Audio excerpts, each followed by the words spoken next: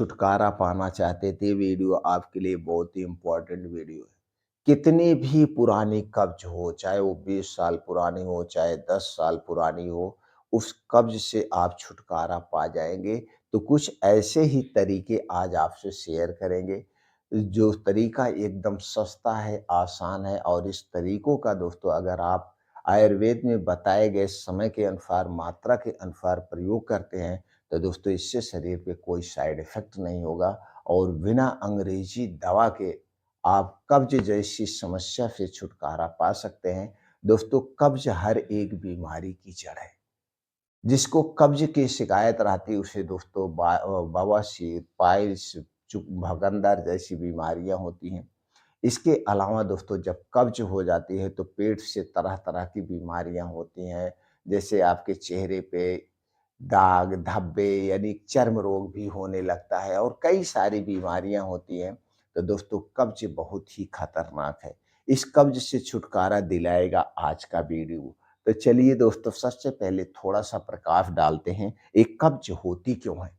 दोस्तों जो बहुत ज़्यादा बाहर की चीज़ें खाते हैं, चीनी वाली चीज़ें खाते हैं, मैदे वाली चीज़ें खाते हैं, बाहर की तली भुनी चीज़ें खाते हैं या गरिष्ठ भोजन ज़्यादा करते हैं, अधिक मात्रा में एक बार में अधिक मात्रा में भोजन करते हैं, रात के समय भरपेट खाना खाते हैं और तुरंत सो जाते हैं, उनको कब्ज़ की शिकायत होती है। और जैसे जो लोग दोस्तों बैठने का ज़्यादा काम करते हैं, ज़्यादा देर तक बैठे रहते हैं, जिनकी लाइफ़स्टाइल गड़बड़ है तो भी होता है। जैसे जो योगा, प्राणायाम, मेडिटेशन नहीं करते हैं, जैसे शरीर की जिनकी एक्टिविटी नहीं रहती है, स दोस्तों उन्हें भी कब्ज़ की शिकायत होती है। ये कब्ज़ के कुछ कारण हैं। इनमें से जो भी कारण आपके अंदर हो, जो भी कमियाँ आपके अंदर हो, सबसे पहले उस कमियों को दूर कीजिए, उस कारण को आप हटा दीजिए। अगर आप बहुत ज़्यादा बाहर की तली भुनी चीज़ें खाते हैं तो पहले उसे बंद करना पड़ेगा, तभी दवा काम करेगी दोस्तों। क्योंकि आयुर्वेद में हमेशा कारण पर फ़ोकस किया जाता है। सबसे पहले कारण को हटाइए, जिस कारण से वो बीमारी हुई है उस कारण को हटा दीजिए और जब आप उस कारण को हटा देंगे तो बीमारी होगी नहीं। जैसे दोस्तों आपका किसी से झगड़ा है, चाहे वो दोस्त से हो, चाहे पड़ोसी से हो, तो जिससे आपका झगड़ा है और जिस बात को लेकर झगड़ा है, आप बैठ कर के उस बात का समाधान निकाल लीजिए, दोनों लोग उस पे समझौता कर लीजिए, झगड़ा ही खत्म हो गया। वो नहीं तो वही झगड़ा जान तक ले लेता है। उसी तरह से बीमारी होती है।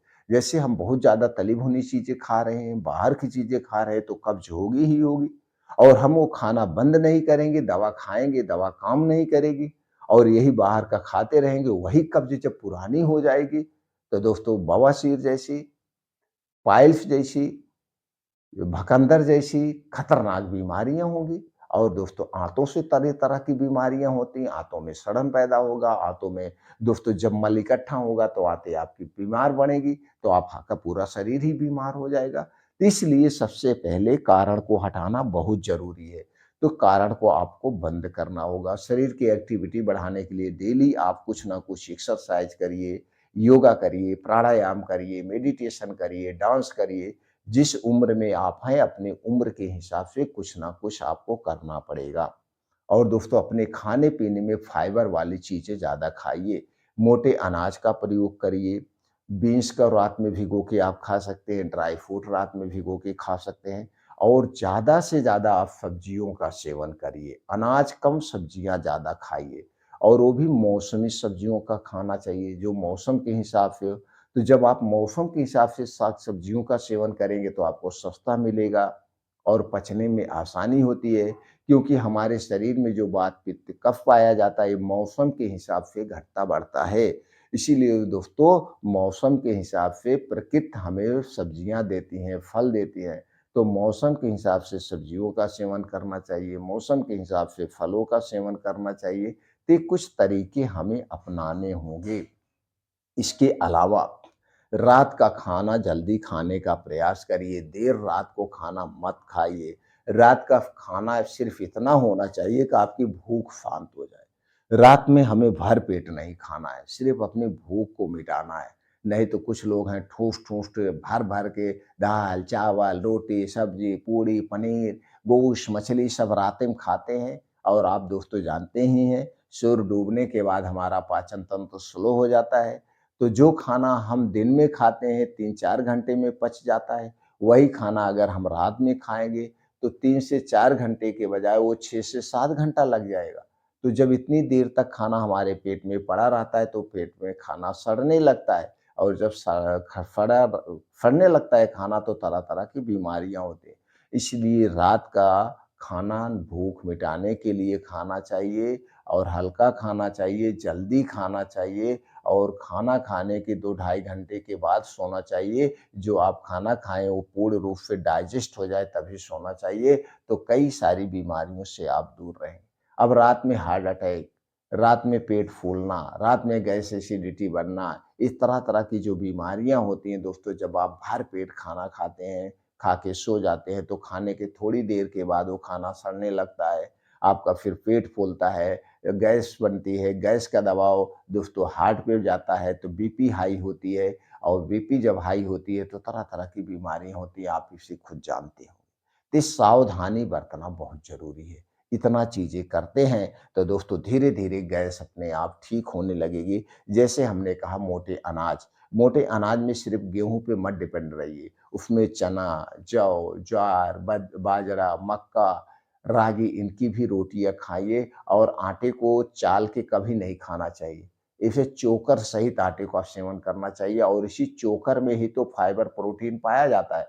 जब आप उसे खूब पतला पिसा देते हैं, उसे चाल देते हैं, तो दोस्तों ये जो चोकर है, ये सब निकल जाता है। इसीलिए कभी भी आटे को चाल के नहीं पी लेना चाहिए और मार्केट का आटा नहीं खाना चाहिए। जो कंपनियों का आटा होता है, बहुत पतला होता है, मैदे की तरह पीसा गया होता है, इसे नहीं लेना चाहिए और क्या शुद्धता है आपको पता भी नहीं है। इसलिए हमेशा गेहूँ, जौ, ज्वार, बाजरा खरीदना चाहिए। इसे धुलना चाहिए, धुलने के बाद इसे पिसाकर ही खाना चाहिए, तो सबसे बेस्ट है। ये हो गया। अब दोस्तों चलिए कुछ चीज़ें हम बता रहे हैं जो कि पूर्ण रूप से सेफ है और आपके गैस, कब्ज़, एसिडिटी को हमेशा के लिए दूर कर देंगे।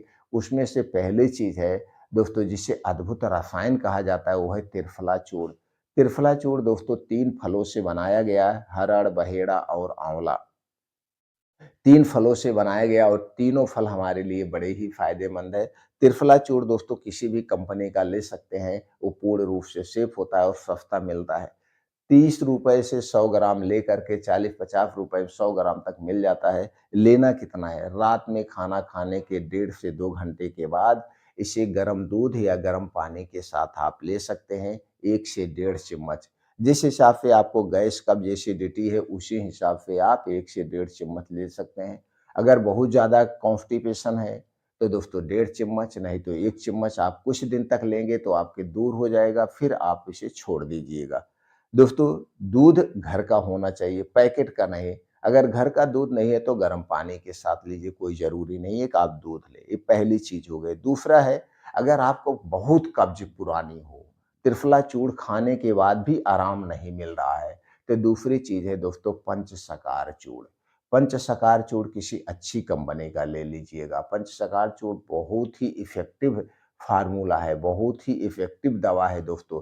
किसी अच्छी कंपनी का आपको लेना है पंचसकार चूर्ण और रात में खाना खाने के 1 से डेढ़ घंटे के बाद गर्म पानी के साथ लेंगे, तो दोस्तों सुबह आपका पेट खुल के साफ हो जाएगा। जो गैस, कब्ज़, एसिडिटी है वो दूर हो जाएगी। सबसे इफ़ेक्टिव फ़ॉर्मूला है पंचसकार चूर्ण का। और दोस्तों इसी तरह से आता आप ले सकते हैं मुनक्का।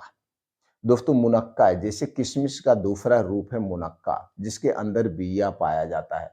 तो आपको लेना है मुनक्का लेना है। कितना लेना है दोस्तों? लेना है 8 से 10 या 10 से 12 मुनक्का लेना है और इसे 1 गिलास दूध में, दूध आपके घर का होना चाहिए, डाल के बढ़िया से उबाल दीजिए। ये दूध जब खूब बढ़िया से उबल जाए, उबलने के बाद जब रात में आप खाना तो एकदम हल्का खाइएगा, क्योंकि आप 8-10 मुनक्का ले रहे हैं, दूध ले रहे हैं, ये भी हैवी है, ये भी एक सुपर फूड है। तो रात में 1-2 रोटी आप इसे खा लीजिए, उसके 2 घंटे के बाद इस मुनक्के को खा करके ऊपर से दूध पी लीजिए। सुबह आपका पेट खुल के साफ होगा और इसके दोस्तों मुनक्का और जो दूध है आपके शरीर को निरोगी भी बनाएगी। एक तो कब्ज को दूर करेगा, शरीर के हड्डियां मांसपेशियों को मजबूत बनाएगा, इम्यूनिटी को स्ट्रांग करेगा। कई और फायदे हैं, नुकसान कुछ भी नहीं है। तो दोस्तों ये जो तरीका है इसे अपना सकते हैं, लेकिन बस थोड़ी-सी सावधानी है। गर्भावस्था में स्तनपान कराते समय किसी गंभीर बीमारी में अगर आप इनका सेवन कर रहे हैं तो किसी भी आयुर्वेदिक डॉक्टर की सलाह से या जिस डॉक्टर से आपका इलाज चल रहा है उन डॉक्टर से पूछ करके ही आप इसका प्रयोग करेंगे तो सबसे ज़्यादा बेटर होगा।